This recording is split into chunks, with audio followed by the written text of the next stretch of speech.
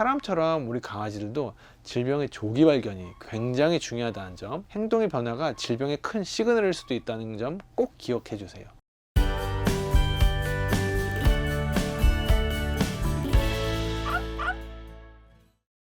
안녕하세요, 우디 여러분. 청담우리동물병원 대표원장 윤병국입니다. 우리 강아지들을 지켜보다 보면 가장 안타까운 것이 말을 하지 못한다는 건데요. 특히 어딘가가 아플 때 말을 하지 못해서 내원해 주시는 보호자님들께서 굉장히 안타까워 하시는 모습을 많이 보게 됩니다. 구토, 설사 등은 눈에 보이기 때문에 빠른 대처가 가능하지만 중증 질환의 경우 정말 위험할 정도로 응급이 되었을 때 대표적인 증상들을 보이는 경우가 많아서 평소 우리 강아지들의 행동 변화를 잘 살펴주시는 것이 매우 중요합니다. 말을 하지 못하는 우리 강아지들이 아플 때 보이는 행동들이 있어요. 지금부터 소개해 드려 볼게요.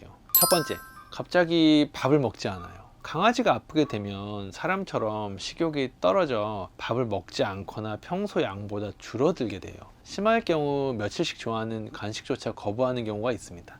두 번째, 잠이 많아지고 활력이 떨어집니다. 강아지가 아프게 되면 사람처럼 기운이 없고 잠을 많이 자게 돼요. 사람도 아프면 자꾸 눕고 싶고 기운이 없어 말할 힘조차 없을 때가 있어요. 우리 강아지들도 자꾸 조용한 곳이나 구석을 찾아 휴식을 취하는 것처럼 보이는 행동을 할 수 있어요.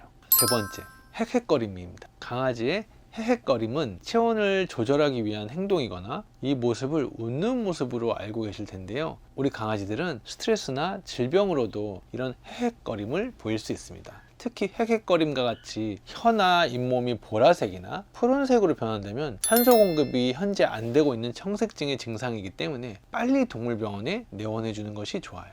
네 번째, 공격적으로 변할 수 있어요. 우리 강아지들이 아프게 되면 우리님들을 피하거나 공격적인 성격이 될 수 있어요. 갑자기 공격적인 모습을 보인다면 무리하게 만지려고 하지 마시고 내원 후 어디가 불편하진 않은지 살펴봐 주는 것이 좋아요. 다섯 번째, 핥는 모습입니다. 우리 강아지들은 불편한 곳이 생기면 해당 부위를 핥는 모습을 볼 수 있어요. 질병으로 인해 통증이나 피부병과 같은 피부 질환으로도 핥을 수 있어 특정 부위를 지속적으로 핥는다면 동물병원으로 내원해 주는 것이 좋아요. 오늘은 강아지가 아플 때 하는 행동 5가지에 대해 알아봤어요. 평소 우리 강아지 행동을 잘 살펴봐 주시고 변화가 보일 경우 빠르게 동물병원으로 내원해 주시는 것이 좋은데요. 사람처럼 우리 강아지들도 질병의 조기 발견이 굉장히 중요하다는 점, 행동의 변화가 질병의 큰 시그널일 수도 있다는 점 꼭 기억해 주세요. 오늘도 함께 해주신 우리 우디님들 감사드립니다. 구독, 좋아요, 알림 설정 부탁드릴게요.